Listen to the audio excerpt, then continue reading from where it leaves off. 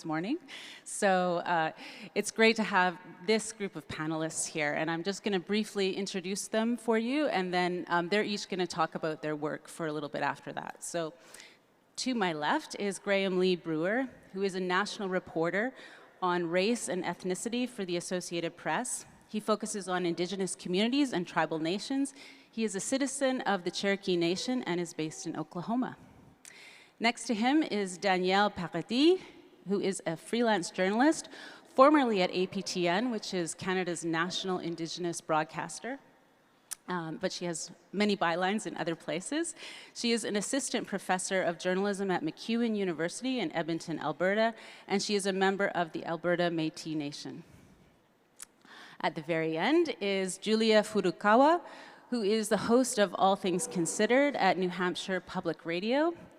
She also reports on Indigenous communities in New Hampshire and issues of assessing connection to communities in an area absent tribes with state or federal recognition. So welcome to all of you. And yeah, we're going to take 5 minutes each and explain kind of how you come to this work, maybe talk about some of the highlights from your own work, and then we'll come back and start mixing it up together. Graham, do you want to go first? I think, is this one working? Okay. Siona God, thanks for having me. I'm excited to be here. Like Candace mentioned, I cover race and ethnicity at the Associated Press with a focus on Indian country.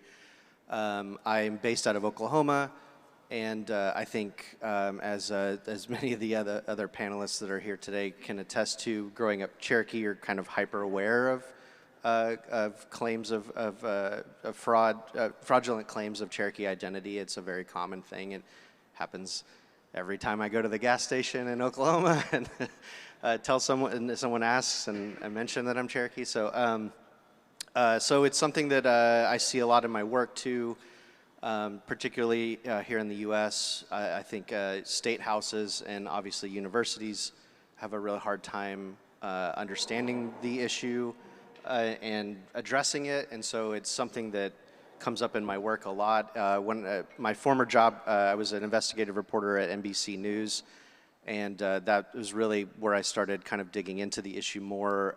Me and my colleague Tristan Ottone, who's Kiowa and is the editor-at-large at Grist now, we did an investigation together of a group in Texas called the Mount Tabor Indian Community, and they got on our radar because they had kind of fraudulently created this leader, historical figure in their past, and got a city in Texas to build a statue to this man who never really existed. He was actually two historical figures that they kind of meshed together. And so it really was kind of eye-opening to see just how easy it was to convince a state legislature that you were a legitimate group that deserved state recognition, and then how groups like that could use that recognition to kind of grease the wheels on all sorts of things, whether it was government contracts or in this case, building a statue that really muddied the waters of the historical record. Since then, I've been looking into all sorts of other claims. I think in the Trump era, the Office of Federal Acknowledgement is very interesting to me. I think there's a lot of things happening there right now that that people in this room would probably be very concerned by. And so, yeah, so I plan to keep bringing this issue up in my reporting more and more. Tansi, manom Danielle Paradis Dishnakasun, Amiskachiwa Skaigan, Oya. My name is Danielle Paradis. I'm a citizen of the Otipemisiwak Métis Nation, which was formerly the Alberta Métis Nation. I forgot to update my name there. But my family is originally from Red River, so we are from the same place as Louis Riel, who has briefly come down into the U.S., into this area. So I was thinking about that a lot this week. I have a few on my next slide. I have a few different stories that I worked on. There we go. So one of them being the Premier of Alberta. She desperately wants to be American, and she wants to be American so much that she tried to claim that she was Cherokee. So in Alberta, this is strange, but it wasn't strange enough for the people who were reporting on her. So one Saturday, I was sitting there on Twitter back when Twitter was a thing, and there was a progressive show announcing that Danielle Smith had been self-canceling. She was looking to run for politics again, but because you can't just do that, you had to blame like the woke mind virus, and you can't say anything anymore, so I'm getting out of here. But then she had mentioned like as an Indigenous person, and I was like, oh, I don't recall hearing that before. And then not only has she, so when I looked at her claims, this is what I do for fun on a Saturday, I realized that she had not only said she was Indigenous, but in fact she had said she was Cherokee. Now, being Métis, I would say the Cherokee are the other community that it's like easiest to just start self-identifying as. But also she's very obsessed with American politics and policy, and so it was sort of funny that Cherokee is the one that she picked. She desperately would like to be a governor. Maybe there's an opening for her in Oklahoma. And so it took just a few little threads, because of course the Cherokee are an incredibly well-documented group of people, to discover that she is in fact not Cherokee. And that was, although it was it was a story that I just found a good time. It's like a little insight into what tickles my brain. But my other story, which you can see there, is two Toronto twins. That's Nadia and Amira Gill, and they were saying that they were Inuit. So this story just kind of fell in my inbox in the middle of, I was a general assignment daily news reporter, so I didn't do investigations all the time. I didn't have a lot of time for it, but not only did this come in my inbox, then one of my friends who's a professor gave me a call and was like, did you see this? You should really, really look into this. And I didn't really want to, because I wouldn't say that, as many of you know, that doing this work is particularly fun. There's a lot of work, and there's not necessarily like a great emotional payoff. You're going to be called all kinds of things. But when I looked into these two and their mother, I discovered that their mother had applied for an NTI card, which is the Inuit land claim, and she had done that through using a family, I believe, although I never confirmed this, but I believe that there was some romantic relationship between her and a man in the north, and she used his mother, who was under a conservatorship with her son. So she used somebody with a profound disability to claim status. And that really pushed me along as to an important reason to tell this story. As it turns out, they received, I mentioned tens of thousands, but it was in fact over $100,000 in funding for school. And so that prompted me to not only do that story, but it is now and I should say, there were activists that were doing this work before. As is so common the case, community is asking questions.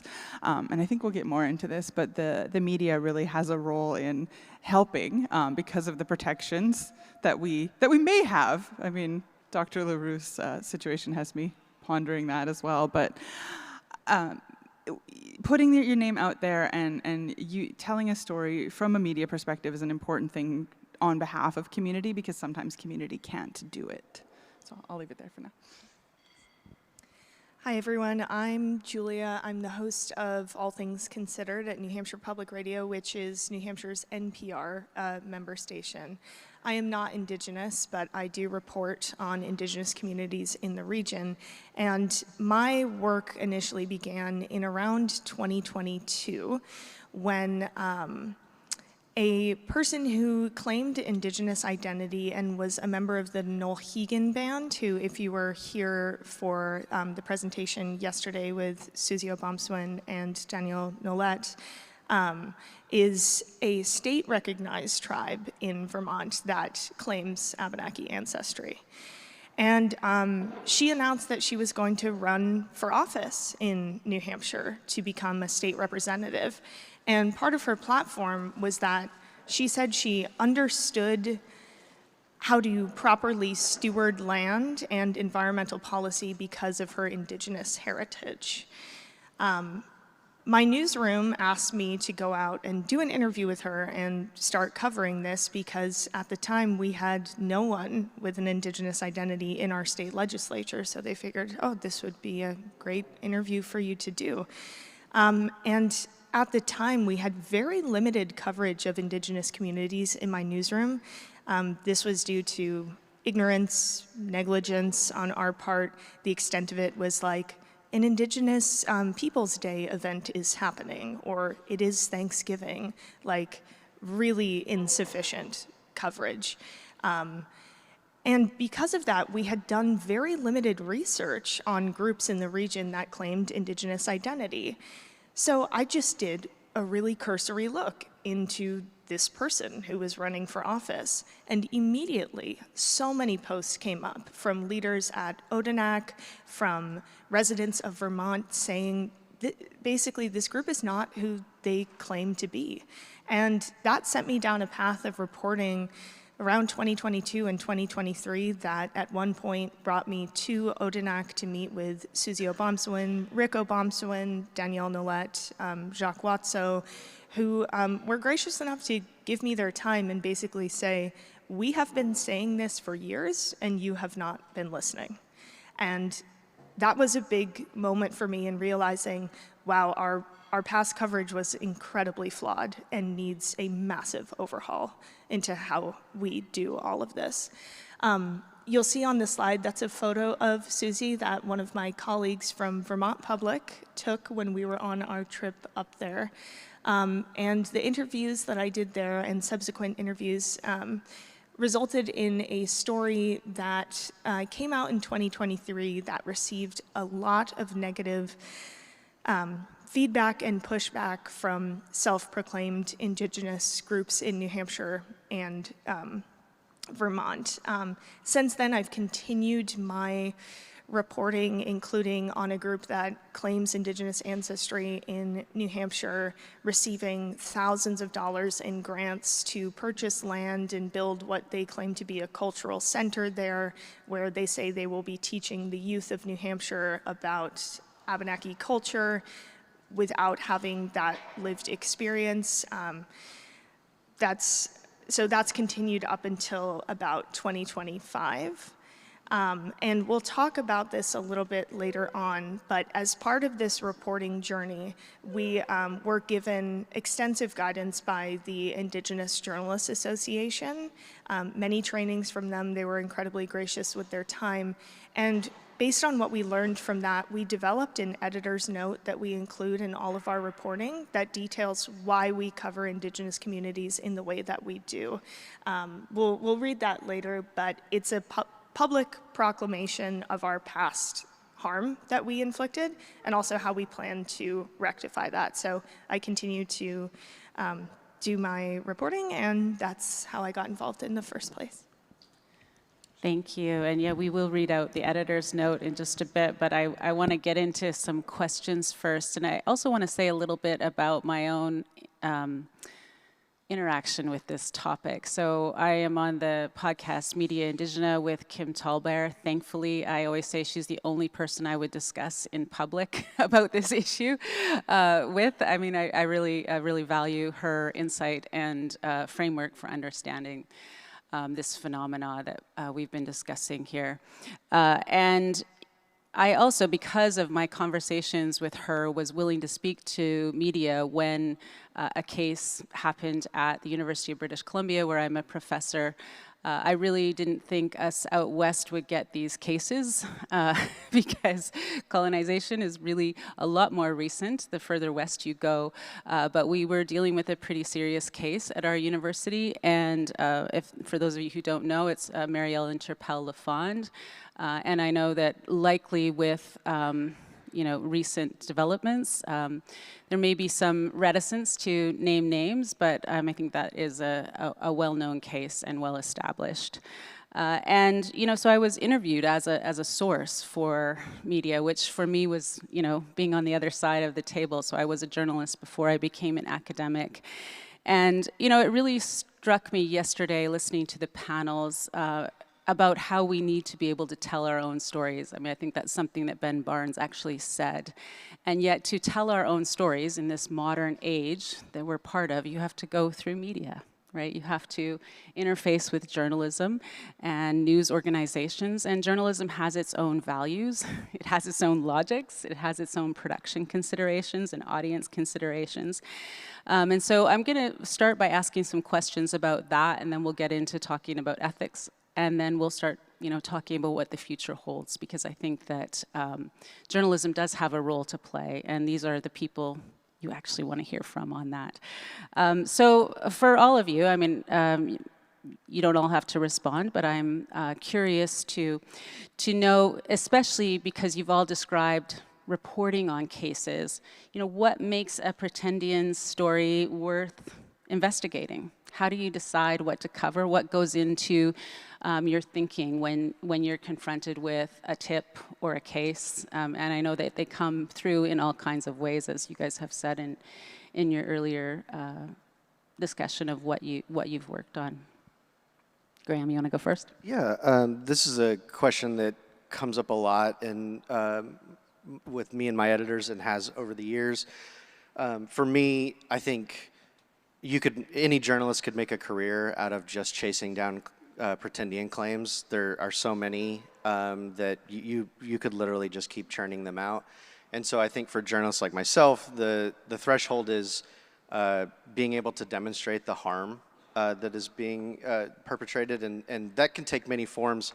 I mentioned government contracts. The LA Times had a really great report a few years ago about some of the same people that were involved with the Mount Tabor case that I did about where they had a fraudulent group in Kansas that was getting government contracts because they were considered a minority-owned business. But it could also be as simple as just like I said, muddying the waters of the historical record. I think with the Mount Tabor case, my editor actually was really reluctant for me to do that story at the beginning because Mount Tabor really didn't have a lot of political power. They weren't making money. And my editor was very new to this issue. And so she asked me, like, well, where's the harm here? And my response was, well, what's the harm in stolen valor? You might not be making money off of it, but you are presenting yourself as a person who can speak to a certain lived experience, and it's a lie. And I think there was a lot of Cherokee people who legitimately believed the Mount Tabor story, like real Cherokee people who thought that they had a connection to this place in Texas, or that these people were family of theirs. And it really bothered me that that people from my community were being deceived and told a story about our history that wasn't true. And so, so even though there wasn't any financial harm there, I think that there was real active harm constantly happening with that community. And so, and I think a lot of these more high-profile cases that are happening at universities, those are people who are taking up space that belong to real Native people, and again, speaking to that experience that they don't really have. And so, anyway, for me, that threshold is being able to demonstrate that there is harm happening and that it affects people every day. So. Did you have to work to convince editors to see your point of view on this? I did in the past.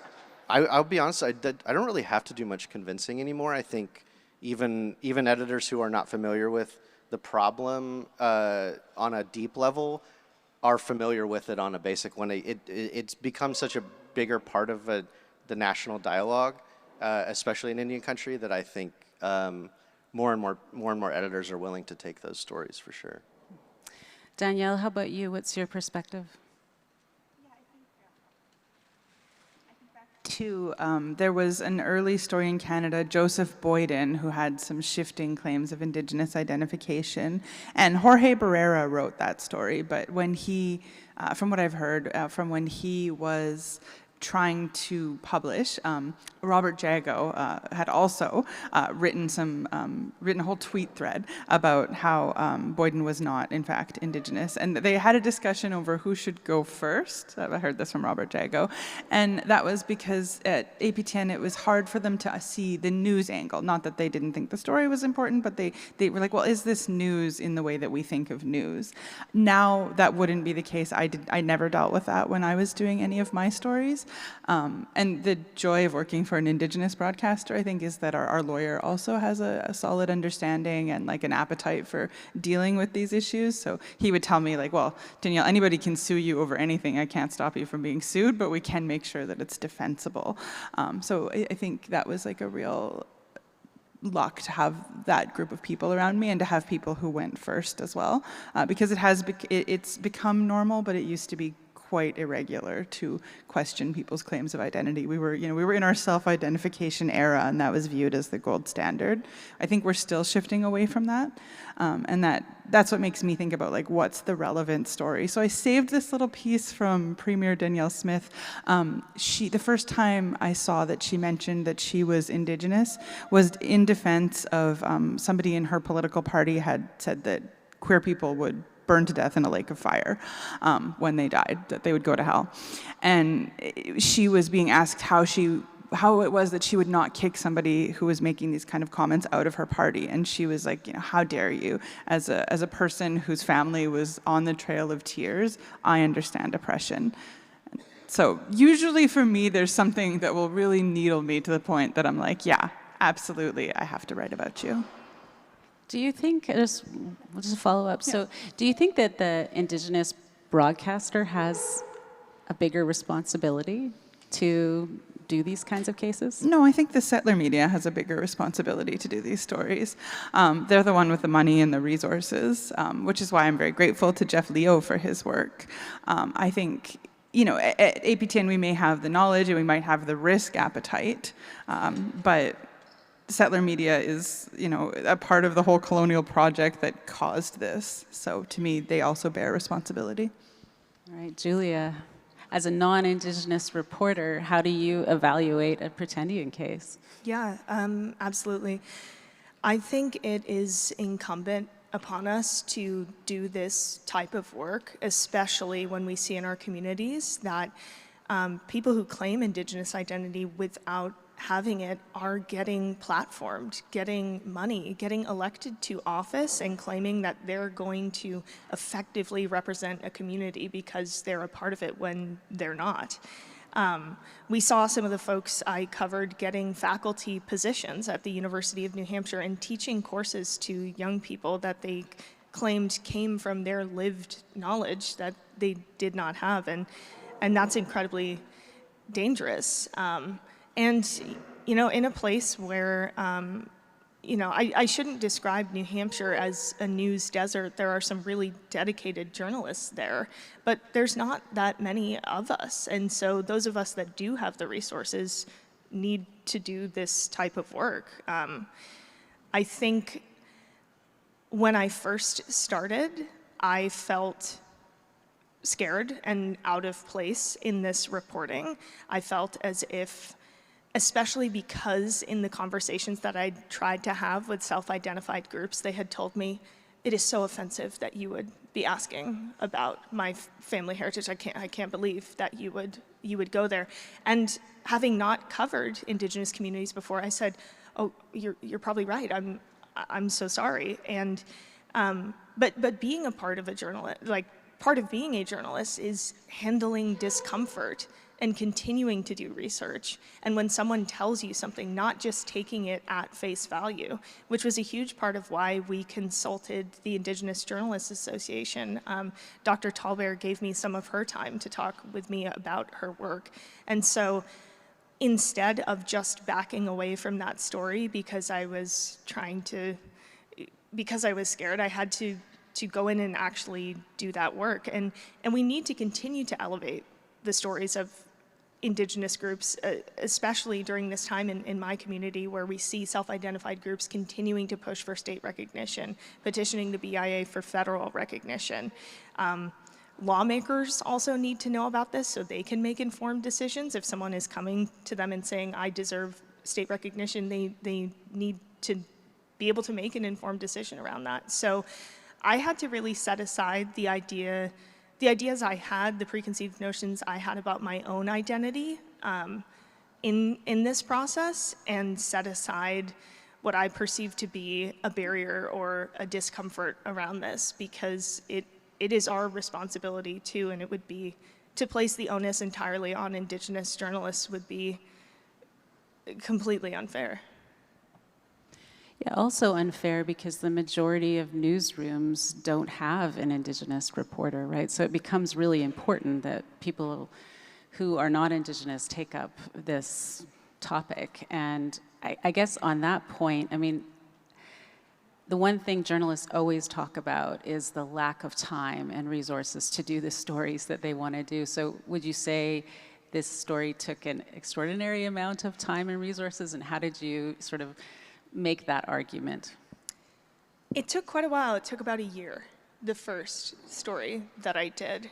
And a lot of that was, I do want to sing the praises of my editors in that they allowed me to set aside time to work on this, especially in a newsroom where everyone is constantly running around trying to cover the next story. But I did have to fight. It was imperative to me that we reach out to IJA and compensate them for their time in the training that they gave us. And that was a fight that I had to fight. I spoke with Professor LaRue about his work around some of the groups in New Hampshire and Vermont. I did my own research in genealogy, but I also wanted a third party to go in and do that work who is a professional genealogist and be a part of this story, because I can do all the research I want, but I am not a professional in that regard. And the money that went toward that, that was a battle too, to get that over the line. So I guess the combination of I have a daily show that I am obligated to do, so I had to always set aside time for that. But time-wise, I was offered those resources. When it came to the finances of it, that was more of a battle. Graham, you've been in the editor chair and in the reporter chair, and so I'm wondering how that conversation plays out from your perspective, both the time and the resources required, but also the level of verification. For those of you who aren't familiar with journalism rules, so in Canada, it's something called the responsible journalism rule that's been established through the courts, and basically you have to give someone the opportunity to respond if you have an allegation. That's sort of the high level that's expected. And in the US, it's really, you have to prove that you weren't reckless in making these kinds of allegations, and that you've, done your due diligence. And so I'm wondering how you think about that with regard to this case, because the verification process is extensive. Like a year to work on a story is not something a lot of people can give. Yeah, I think we have to give as much time as it takes to do that. It's a very serious claim to say that somebody's not who they say they are. And I've always found, and I think most journalists would agree, is that the more chances you give someone to explain themselves, the better you will feel that you've done your due diligence. So just to use the Mount Tabor story as an example again, J.C. Thompson, who was the head of that group, I must have interviewed J.C. a dozen times over a course of a couple of months. Those were not pleasant conversations. He was very upset with me. And I think he was just used to dealing with journalists who accepted his claims. I had a lot of questions for him. And I think the other side of that is, like Julia mentioned, going to the genealogists in that community, asking them how they identify not just citizens, but family and relations and things like that. Yeah, I think like I said, it's a very serious claim. And I always tried to treat those situations like, maybe I'm missing something. Maybe there's a piece of the story I don't know. Even though I'm in my mind, I'm pretty certain that this person is not who they say they are, I think it behooves me to give them every chance to explain themselves that I can and track down and verify every claim. And sometimes that takes a lot of time. I think one thing that I've always stressed with editors, even when I was freelancing, is that a lot of the stories that take place in Indian country, they really do take longer because those communities might be harder to build trust with, but also that you just have to be very, I think, deliberate and intentional in the language you use when explaining these things to people outside of those communities. And also, I report on a lot of communities that I'm not from, and so I want to be very careful. I've been very lucky that I've worked in a lot of newsrooms where the directive is you take the time it needs to get this done. That's not always the case, of course, with breaking news. But with stories like this, I think it's paramount that you investigate every claim that you can. You mentioned harm, but I think I was thinking about this because we had a pre-conversation about harm, and it's one of the hard things. I mean, first of all, did you know that you're supposed to minimize harm as a journalist? Just checking. I used to always start teaching media ethics, and I taught it for about 10 years with a joke. One of my sister's friends was a chief, and she asked me what I was doing when I first came to UBC. I said, oh, I'm teaching a media ethics course. Deadpan, she just says, oh, you mean they have those? But harm is a really an important aspect of this story, right? Because there is a potential for personal harm.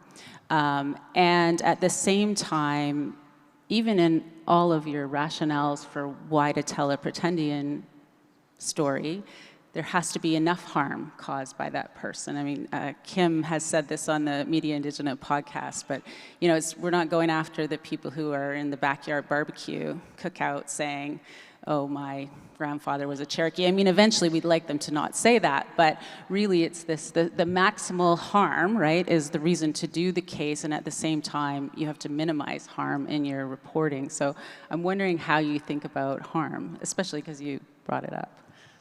In terms of how I might cause it? And how, how you justify potential harm, and how you also use harm as a potential rationale to do a case. I mean, it's sort of a double. I think for me, to the first part of that question, the idea that I could cause harm is something I'm constantly thinking about, because I'm a past president of the Indigenous Journalists Association, and we do so much work to try to clean up the legacy of Western media that has, you know, painted us as the necessary sacrifice for American progress. And so I think that it informs so much of modern day and historical coverage of our communities. And so I don't want to be a part of that, and I want to actively work against it. And also I think, even though I'm writing to a national audience that is mostly non-native, like the vast majority, Native readers, Indigenous readers are the first ones in my mind when I'm thinking of my stories, what my focus should be, what questions I should be asking on their behalf. I want Native readers to read my work and learn something. I don't want to simply explain their communities to people outside of them, even though that is a big part of my job. And so, so I think the potential for harm, again, I think it gets back to the previous question, is that I want to do everything I can to make sure that I'm portraying and representing this situation accurately. And then on the other side of that, I think, like we mentioned at the top, harm doesn't always come in the form of financial compensation or political power. It can be just simply making people believe a story that isn't true about their own community. And I think, again, going back to Mount Tabor, I still think about that statue constantly in Grapevine, Texas. So the city of Grapevine, if you're listening, you have to take that statue down. And because anyone who comes to that statue is being told a story that's not true about our history, and that really bothers me. I remember we went to the unveiling of that statue, and I could just overhear people in the crowd talking about, telling their grandkids, like, oh yeah, you know, I'm Cherokee. My grandmother was a Cherokee, and I hear the word pure Cherokee a lot, or full blood Cherokee, you know, and stuff like that. And so, just listening to those conversations and hearing them, it really irritated me. And so, yeah, I think we are such a well-documented people, but there are constantly so many falsehoods being told about who we are and what it means to be Cherokee today. And so, so to me, that threshold of harm is actually kind of low when I see a story that I want to pursue. Danielle, I want to ask you especially about public figures. My old teaching partner used to say, like, no public figure is too big or too small to ask questions of. In other words, if you're a public figure, you should be open to scrutiny. And so your reporting on Danielle Smith obviously is part of why I want to ask you this question, but also because whenever you hear a journalist justify their reporting as, well, the public needs to know. You know, it's a time to start thinking about ethical quagmire. So how do you think about harm, and especially because you've reported on public figures?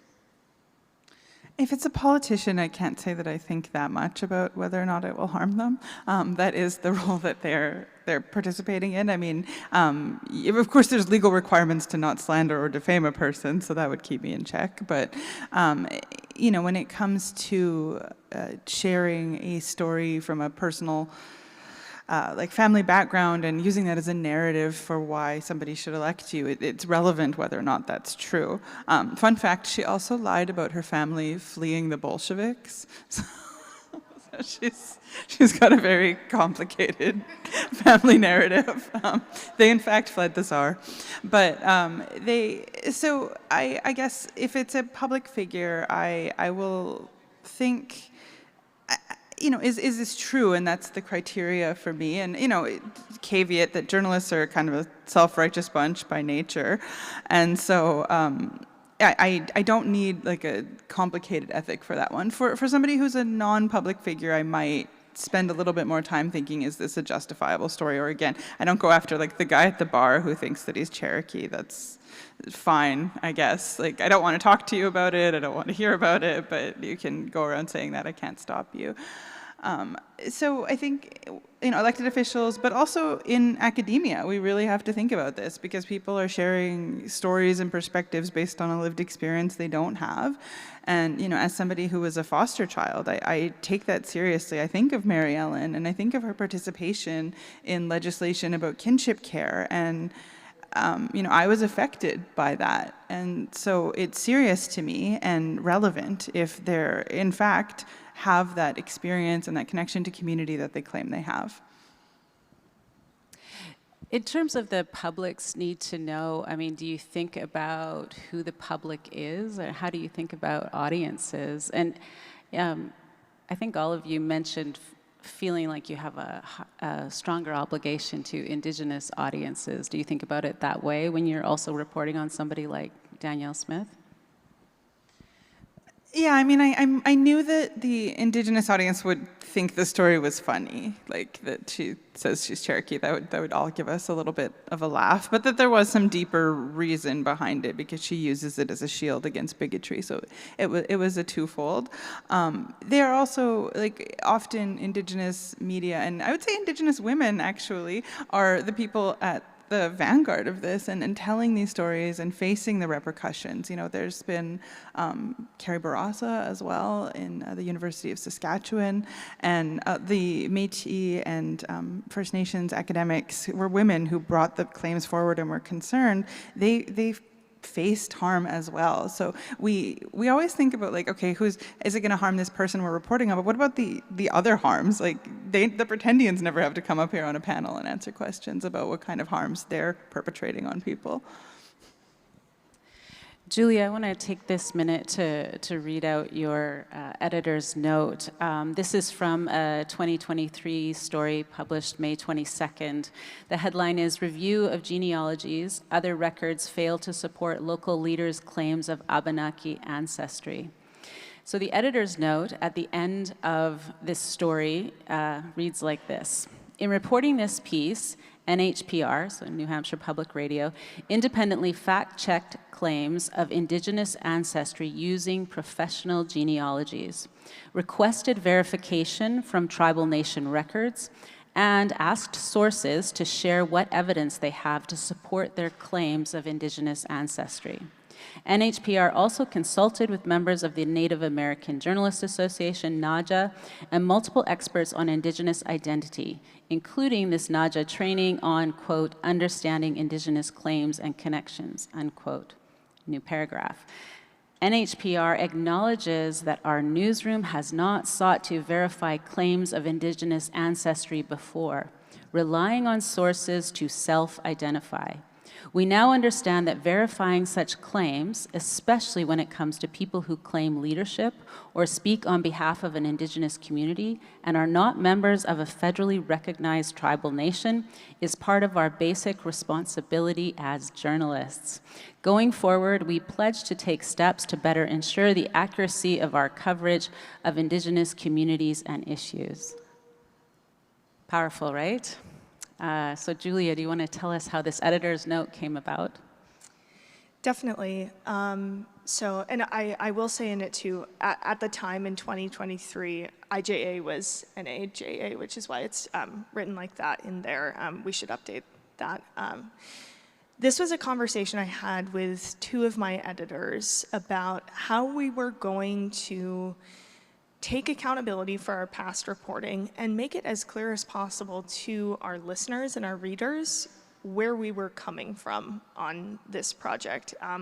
For years, in our limited coverage, but in our coverage, we had platformed the people who were featured in this story. We would come to them as voices of authority without any sort of critical thinking around it, would take a soundbite from them, put it on air, and offer them a platform, effectively silencing the communities at Odanak and Wolinak and not doing our due diligence around this.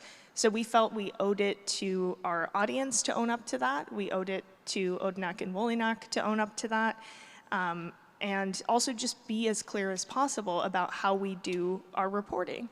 People are often curious about that. Like, how did you find this story, or where did you go with this? And if we can be as transparent as possible with that, I think that's the best way to go. I think many of our non-Indigenous readers are or were in the same place that I initially was when we started this reporting. Like, how could you go down this line of questioning? It's so offensive, or I would never broach that subject. And so we wanted to make it clear, as that closing line of the statement says, this is our basic responsibility as journalists, and that is why we did this. So we were hoping to acknowledge our past harm and offer reasoning behind our reporting and give a mission as to how we will act in the future. And that's why that's there. Why do you think it took so long for NHPR to pay attention to the questions about the groups in Vermont? I think... New Hampshire, sorry. Yeah, oh, no, I mean, there are members in both that live across state lines, so definitely some overlap there. I think, to be as candid as possible, it was ignorance on our part, it was negligence on our part. It was also limited resources on our part, just to be fair to our newsroom, that we have a small number of reporters who cover specific beats, politics, education, that kind of thing, that they get kind of siloed into the work that they do. But I really think the factor here was that we have no federally recognized and no state recognized tribes in New Hampshire. And so maybe the assumption, I don't want to speak entirely for my editors, was that, well, there's very few people to even talk to. So, you know, where should we go with this subject, with this beat? But I think it came down to what I realized was real laziness on our part. Basic research to find the work of Daryl, to find the work of Richard Whitting, of David Massell, of other people who had very publicly been posting about this, and Odanak and Wolinak, and to follow that path and just say, how could we not have done this before? But I think we have now developed an internal guide that we use on how to report on the communities in the area. The guidance we got from IJA was incredibly helpful. But I think the real lack of reporting and the lack of investigation into Indigenous communities here was to be as frank as possible. Maybe the assumption was they are not here.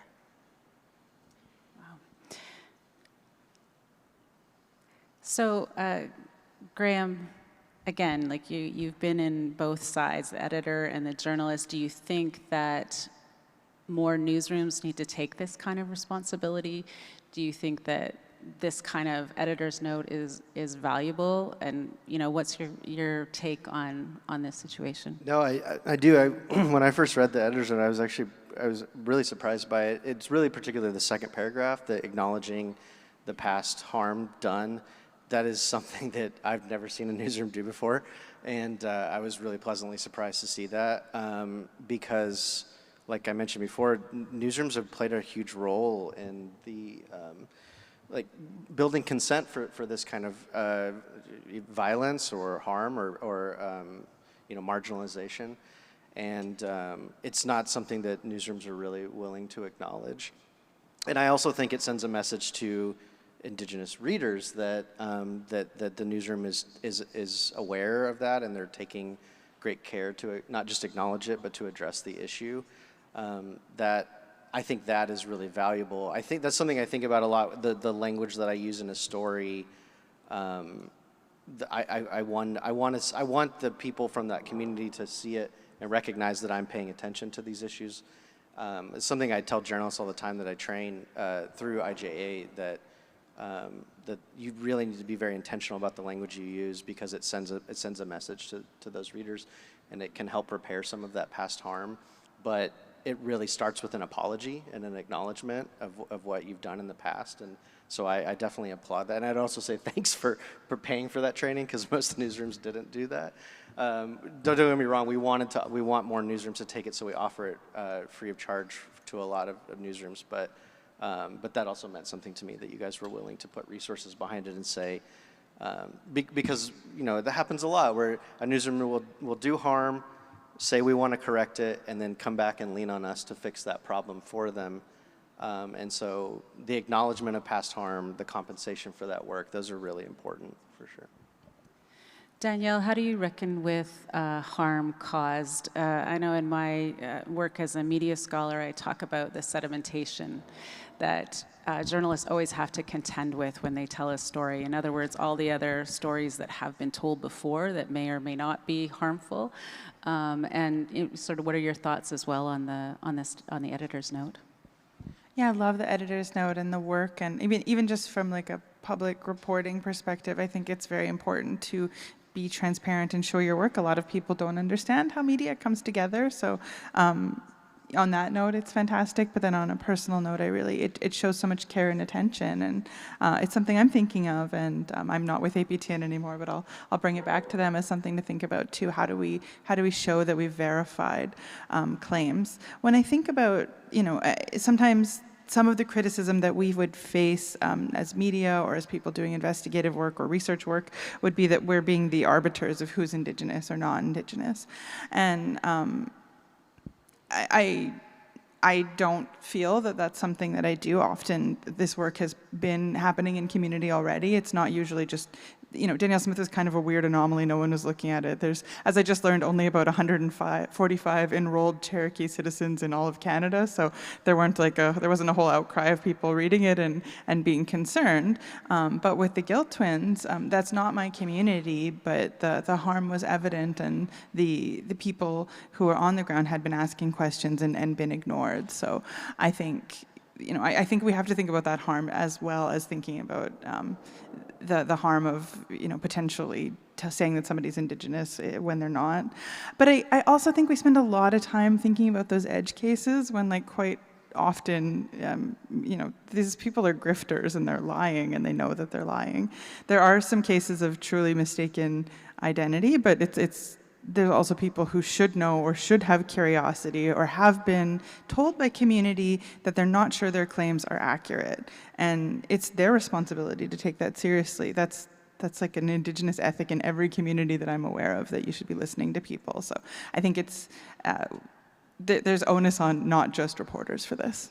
Yeah, one thing I'd add is that the work and the editor's note at NHPR, something that illustrates to me is that it's kind of this necessary evolution in the media, because Julia mentioned that a lot of that coverage that even still today you see is very surface level. It's stories of art market or a powwow or Indigenous Peoples Day, and you don't really see a lot of reporting from non-native outlets about tribal council races or legislation that tribal councils are passing.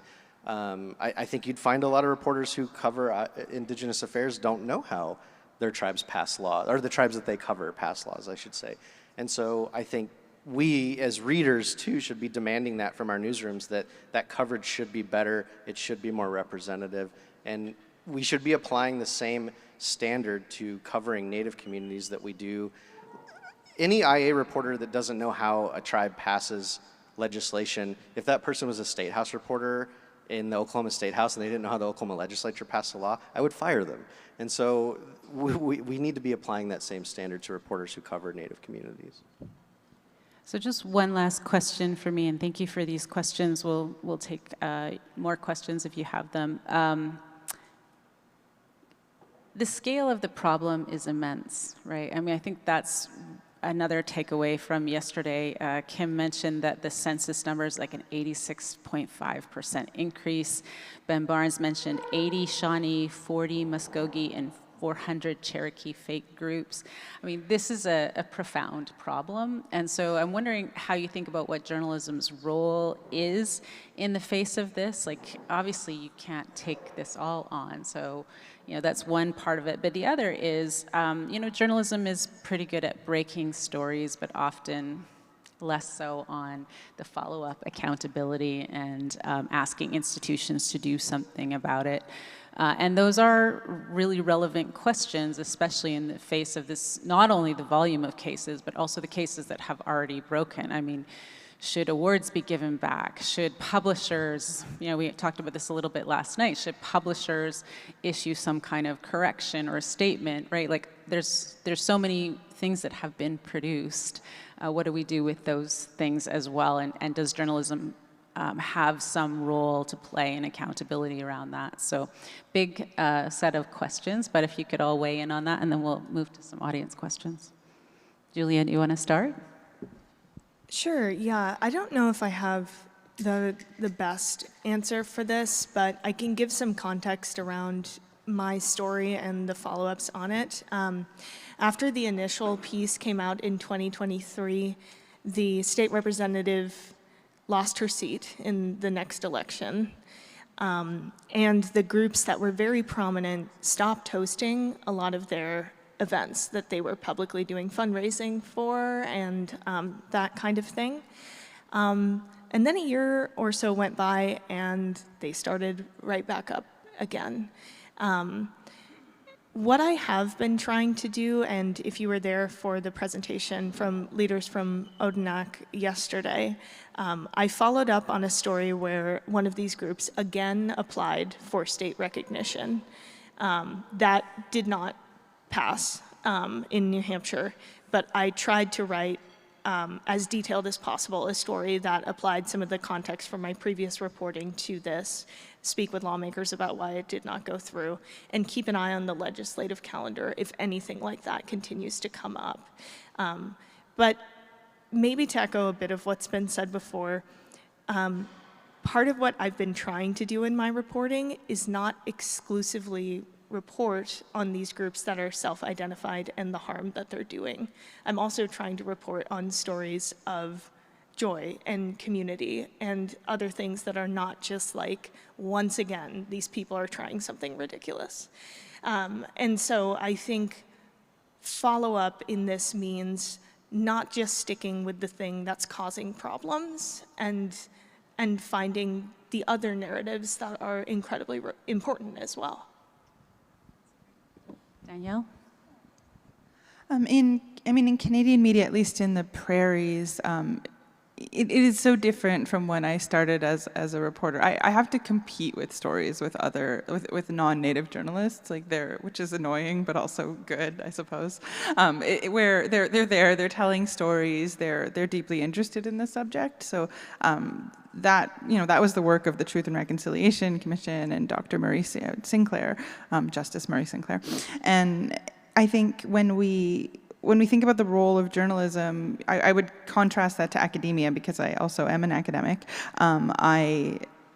There's a vastly different set of ethics and rules. Like, I don't think I could have got like a research ethics board clearance to do some of the stories that I've done because that's, there is harm in people's reputation.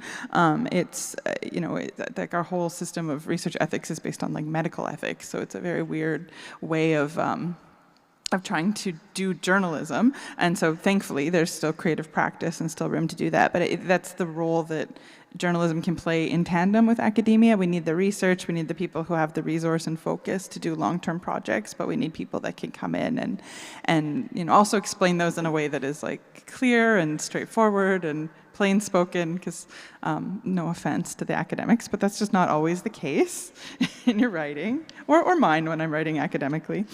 I also think back to, so the Gill twins, that was a fraud case. To my knowledge, the first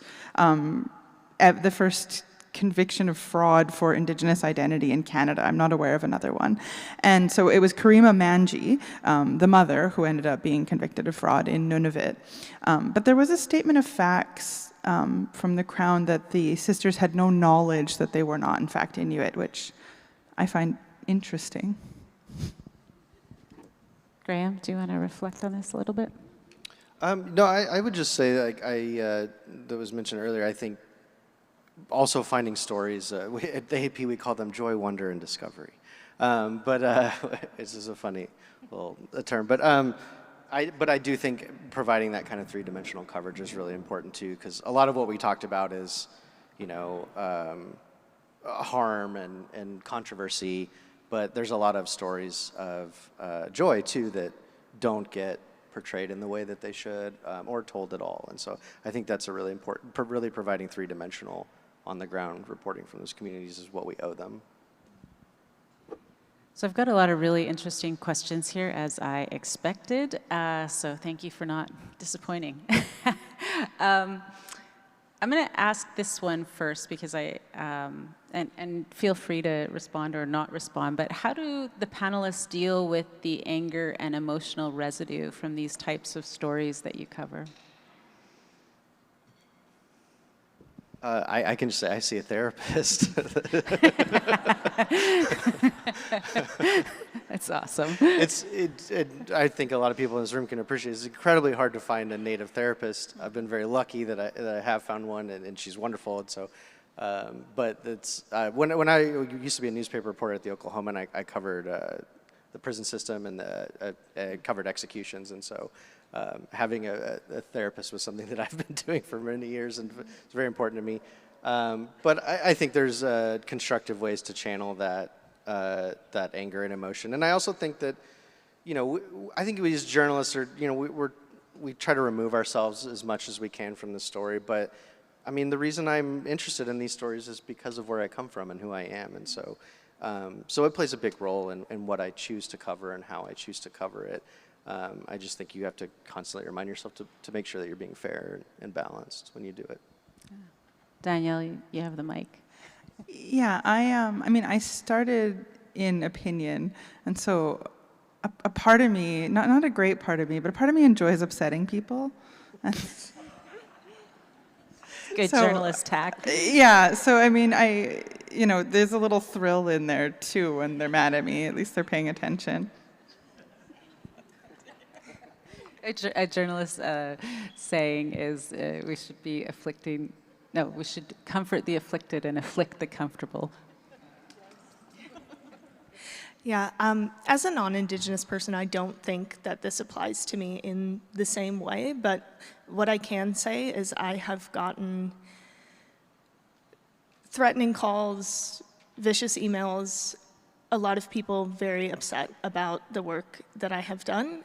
And I needed to separate myself from that and acknowledge that the work was incredibly important. In my state, there was great work being done in Vermont, but in my state, this was not being covered by anyone else, and it was important that I continued with it. And I'm grateful that I had a lot of support from my newsroom of people encouraging me to continue despite the feedback, but that has been my experience. Yeah. Wow. I'm going to combine two questions because I think they're like two sides of a similar coin, at least. And one is, how rare is it for self-indigenizers to proactively make statements when journalists start digging into their stories?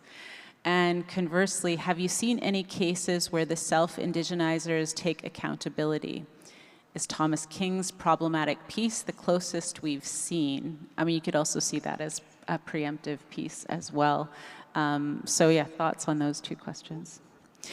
The first part is of that second question. Have you seen any cases where the the first part, okay. How rare is it for self-indigenizers to proactively make statements when journalists start digging into their stories? And then have you seen any cases where self-indigenizers take accountability? Thomas King's problematic piece being one example of both things, actually.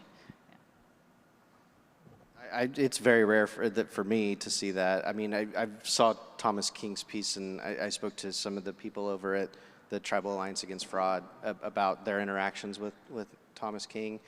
And I think that case is kind of rare. Seems like he tried to get out in front of it a little bit. Most people will defend the story to their death. At least that's been my experience. And so I've never had anyone, well, I take that back. I have had people come back and say, what you wrote about this group I was involved in was correct. I think that's happened one time before to me, so it's extremely rare, I think. Is the first part of the question asking, like, are people proactively reflecting, or is it just, do they make a statement? Well, I think you could read it in a few ways. Like, do they get out front and say, oh, this is how I'm, fill in the tribe name? Or I think I know of some cases where people have removed it suddenly from their bio as a way to sort of prevent it from coming out. Yeah, I mean, usually people, they are trying something. I don't know that, like, the big ones, the Buffys, St. Marie, the Mary Ellens, might come out with a statement preemptively. But I think, I don't know that that's super common. The second part of the question would be about, sorry, can you remind me of that one? Have you seen any self-indigenizers take accountability? Oh, yeah. No. Even Thomas King, I was just hearing some gossip that he might be backsliding a little bit. So, I mean, your whole career and identity is based on this story, and it's incredibly important to who you are. It's unusual that you would have somebody willing to reflect on that. Even in our own lives, like if you think of the little delusions that you hold, you don't really want to challenge those. So imagine if that's your career. It's incredibly rare. I would like to see it more. I mean, life is long, and I hope that our pretendians do reflect on their thoughts and maybe come to have a stronger appreciation, but the chances are they've not been listening to community for some time now, so I think you're not likely to see that. I think my experience has been the same as Graham and Danielle's. All right, so what is our best route to getting coverage of hiding in plain sight frauds, right, which was a term used by groups in New Hampshire and Vermont? Does it have to be the argument/pitch of harm or stolen valor? Are tip lines a good route? I would say build a rapport with the reporter that you might want to work with. But the first question I'm going to ask you if you come to me with the pitch is, how do you know that and how can I prove it? When I used to work a lot covering the prison system, I would constantly build sources within the administration, and I would say, well, how can I show that? What document can I FOIA for? What document can I put in for a records request?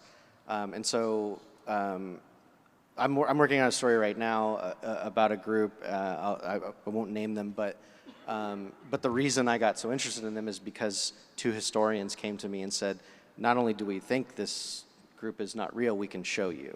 And it was we immediately were able to move into the conversation about building an investigation on this group. And so that's going to be my first question is, obviously I want you to demonstrate or be able to articulate what the harm could be, but I'm also going to ask you to help me prove it on my own, independently. In terms of tip lines, most journalists already have email or secure ways to send information, so I don't know that a specific tip line. That reads like a little McCarthy era to me, which is like maybe we're a little too close to that right now. So I think if you really want to spill tea to a journalist, like we love it, all we do is gossip all day long, so feel free to like come into the inbox because we're waiting for it. Yeah, I would echo what both of you said. I think I don't want to make too many excuses for journalists, but even within our small newsroom, we get so many press releases and, about anything really, and they get lost sometimes because there's just not enough people to be monitoring what comes in.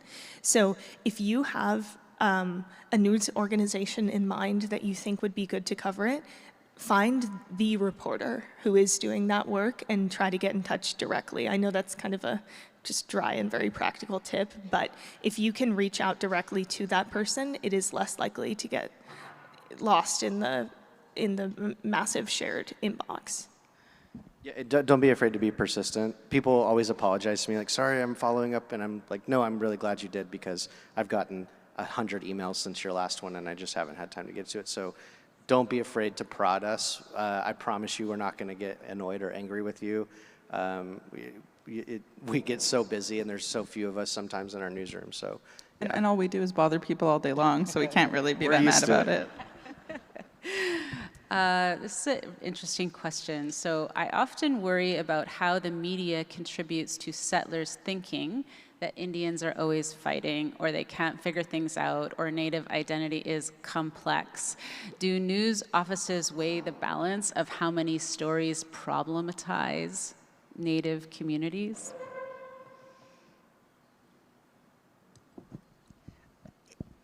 We do. I think, what came to me right away was we had a former Prime Minister, Stephen Harper, and he had been working to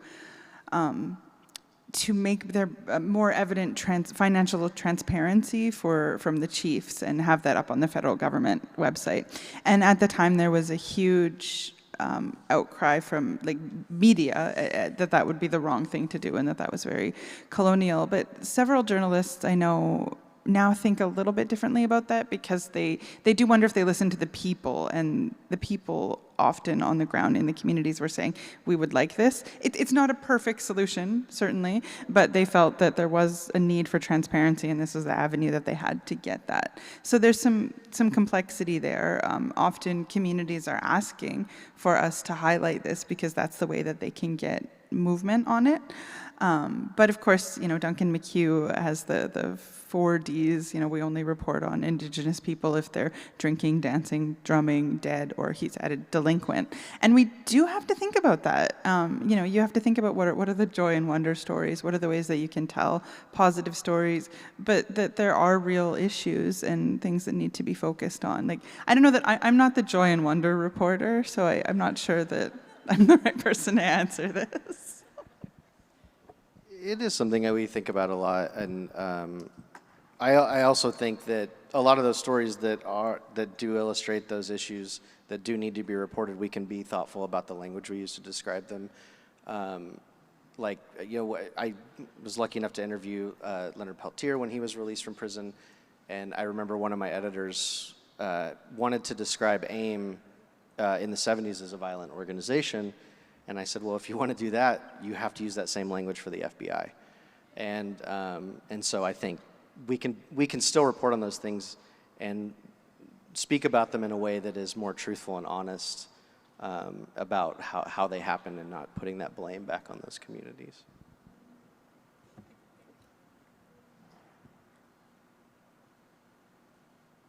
I'm going to talk about 2 specific things here. I'm going to pick questions that are about 2 specific situations. So one is about Jeff Leo's reporting on Buffy St. Marie. The question is, without a doubt, he is an excellent reporter, but there have been some questions raised about his approach to the Buffy St. Marie story, specifically about how the truth landed with Cree families and communities that Buffy had an intimate relationship with.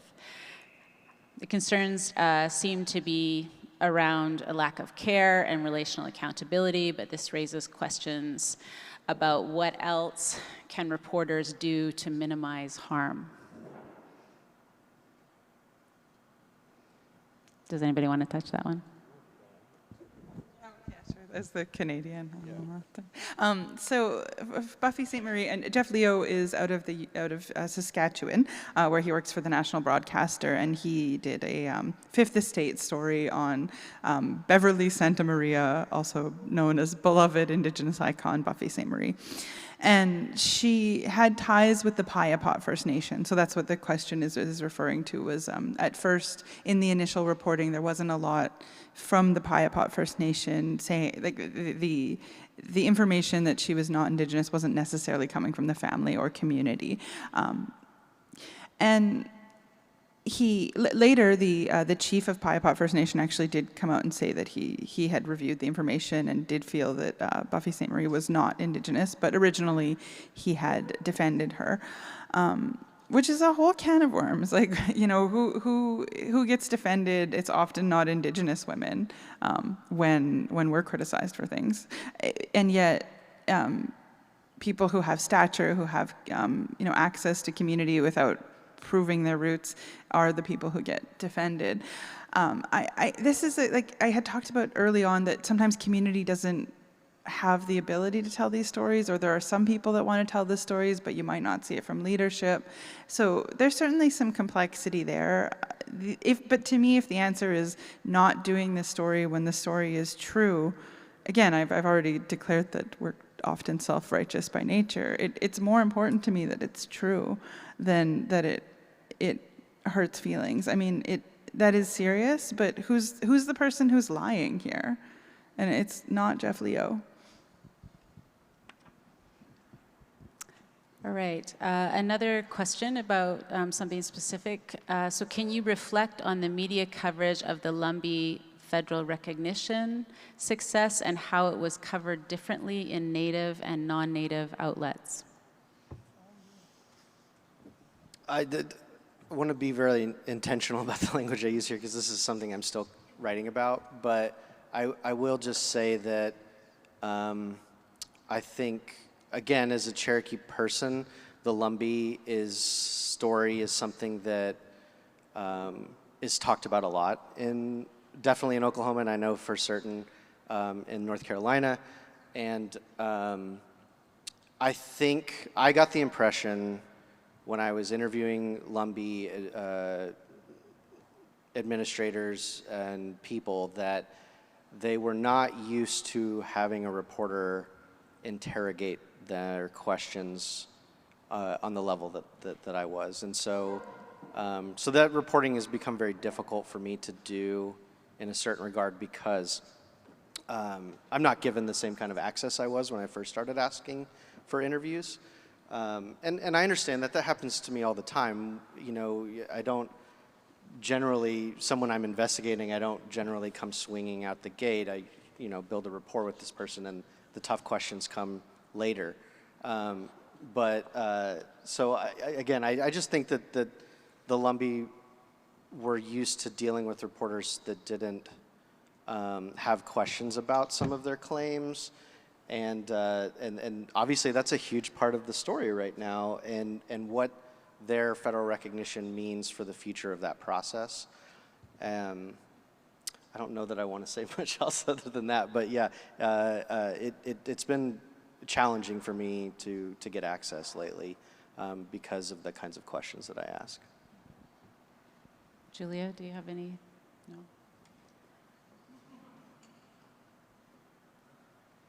All right. So, are you aware of any self-indigenizers who are not high profile enough for media coverage, but communities have exposed them? Do you have any insights on how accountability can happen in these cases?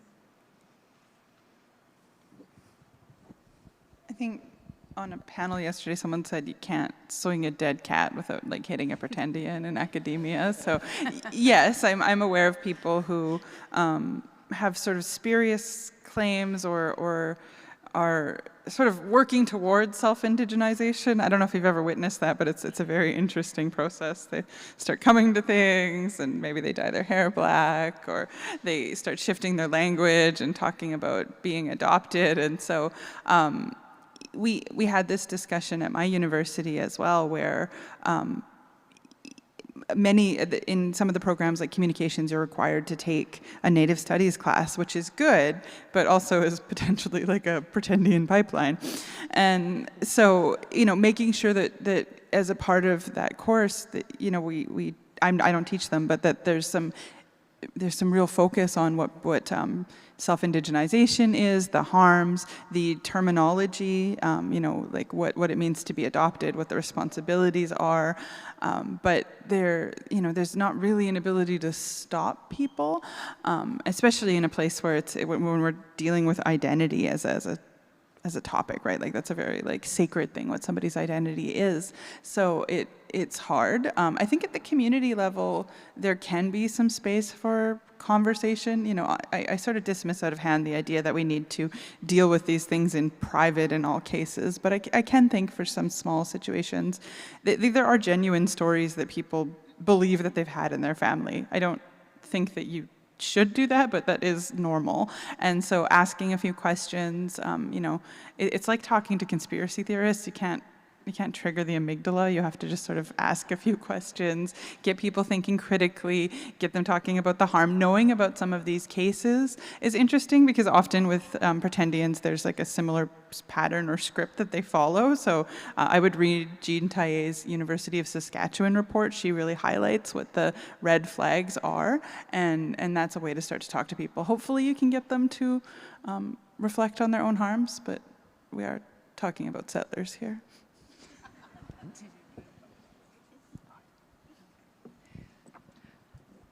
How should journalists deal with the fact that news organizations cover research done by others when most survey research uses only self-identification to determine American Indian and Alaska Native identity?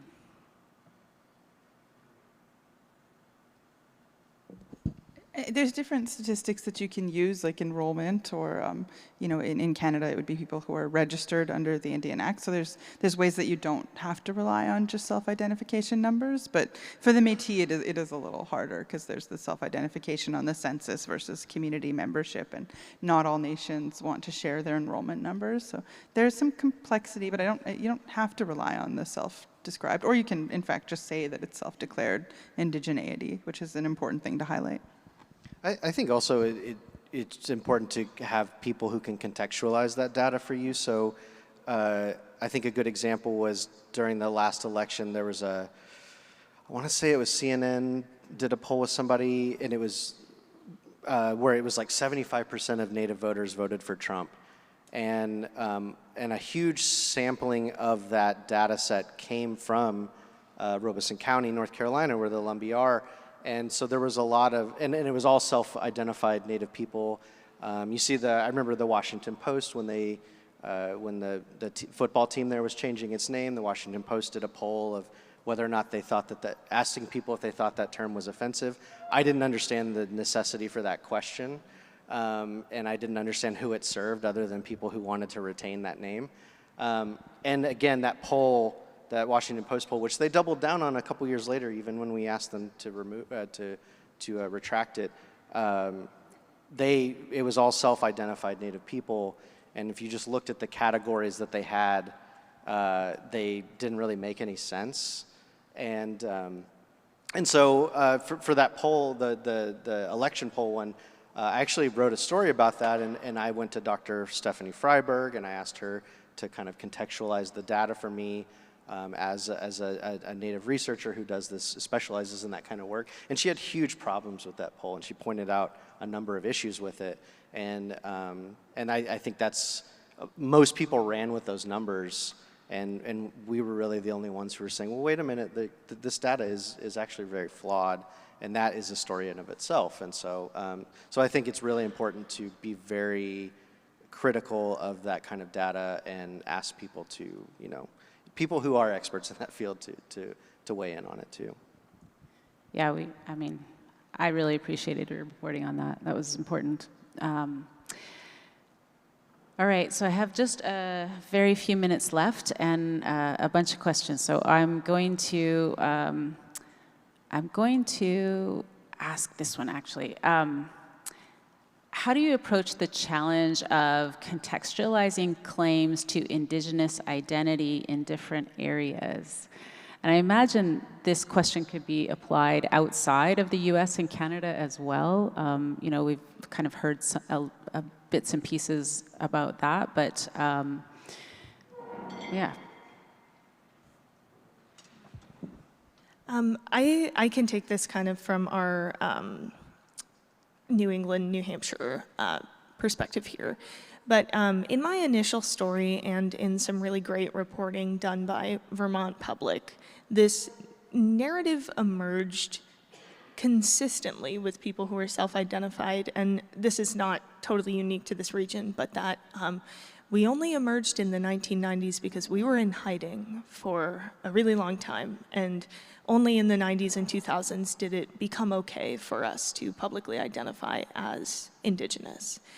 But if you go to an expert source, I went to leaders at Odanak, who, like yesterday in their presentation, showed us so many photographs of their family history, of people living publicly and selling their wares and being proud of who they are in the public eye.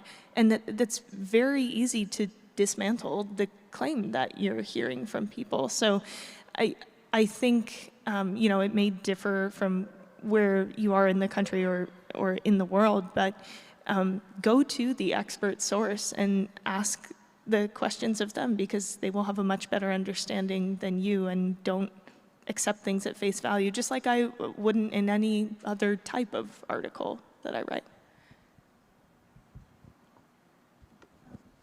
Yeah, I mean, I don't know that I could speak to like an international Indigenous lens. I've never done any work on that specifically, but the rules would be the same. You have to focus, like you have to speak to the community and the people who are on the ground who have knowledge in that area, ever more so if it's not your community. I know that slightly contrasts what I said about Jeff Leo, but I think you still need community involvement in these stories in some way, so that's what I would default to. I'm curious about the international pretendians. There's something else to worry about, I guess. Yeah, there's only so much time, right?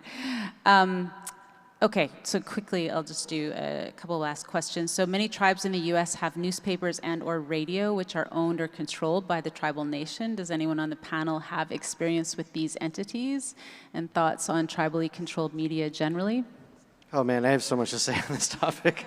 And I know this is kind of outside of the scope of this panel, so I'll just be brief, but I will say that press freedom in Indian country is a huge issue. Most tribes, like less than 10, I think, have press freedom laws in their constitutions, and not all of them practice it. I think if anyone's seen the documentary Bad Press about the Muskogee Nations fight to have a free press, that is an issue that plays out in every facet of Indian country. And if your tribal newspaper is not reporting critically on its own administration, then it's probably not truly free. And I would encourage you as a tribal citizen to demand that it is free.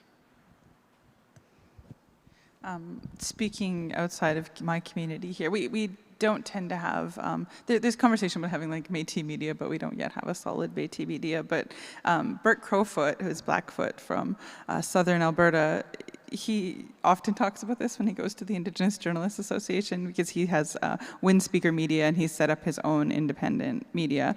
And so he would encourage people to just do that themselves rather than relying on tribal funds. I'm not saying that that's easy, I'm just passing on some information from an elder. So I'm going to give you each a chance to respond to my combination of these last questions, which is, how do you make sense of this context that we're in right now, where There's more education of journalists needed, about the distinctions between federally and state recognized tribes, the distinctions between US and Canada laws around indigeneity, and there's not a lot of education on Indigenous issues in journalism programs in either the US or Canada. We have, some exceptions to that, obviously, in a few programs in Canada. And, we are seeing this, the scale of the problem not decreasing, only increasing. So wondering how you guys make sense of that as journalists, and where you see, rays of hope, just to land on a hopeful note. Julia, why don't we start with you? Sure. I think if you are in a place where you're in a newsroom that does not have expertise on this matter or does not have a history of coverage of it, I promise you there is an expert out there who does, and it is your responsibility to find them and hopefully compensate them for their time or offer them a chance to share their thoughts and their experience with you. But it is not an excuse to say, I don't know who to talk to, or I feel lost, or I don't know enough about this, because there is someone who does. It's on you to do the research and find them. Yeah, in Canada, the Truth and Reconciliation Commission has a call to action specifically to teach about residential schools and Indigenous history and context. So I would hope most, but probably not all of the journalist programs do tend to have some component of Indigenous context courses. But there's still, I would say the onus would have to be on the newsroom, just how we think about learning and scaffolding. You can teach students these things, but they need it at the moment that they're going to apply it. So the newsrooms also need to do some reinforcement of this when it becomes relevant to the story, making sure, you can set the context, but the experience, knowing who the experts are, how to reach out, that's all stuff that I think the newsroom needs to be responsible for training as well. I think 10 years ago, the problem was that we were trying to convince newsrooms that they needed Indigenous affairs reporting. And Standing Rock really changed the dynamic of that discussion, where I think non-native editors finally saw that there was real value in those stories and that people would read them. I think, obviously, the kind of cultural evolution that people are wanting to pay more attention and be more respectful of those narratives, too. But I think the problem today is that like I mentioned earlier, those stories just don't go deep enough, or they're not doing enough accountability work within those communities. And so reporting for Native people instead of just about them. And so I think I am very encouraged to see that places like Report for America are helping build Indigenous Affairs beat across the country. And that's great. But I think the next step is that we need better training for those journalists, and we need editors supervising those journalists who adhere to a certain standard and are demanding that those beats be more three-dimensional. So I think that's a challenge, but it does give me hope that we are making some progress, even if it's slow. Thank you for all the work you all do. And Madu Cho, in my language, thank you for being here today. Back to you, Kim.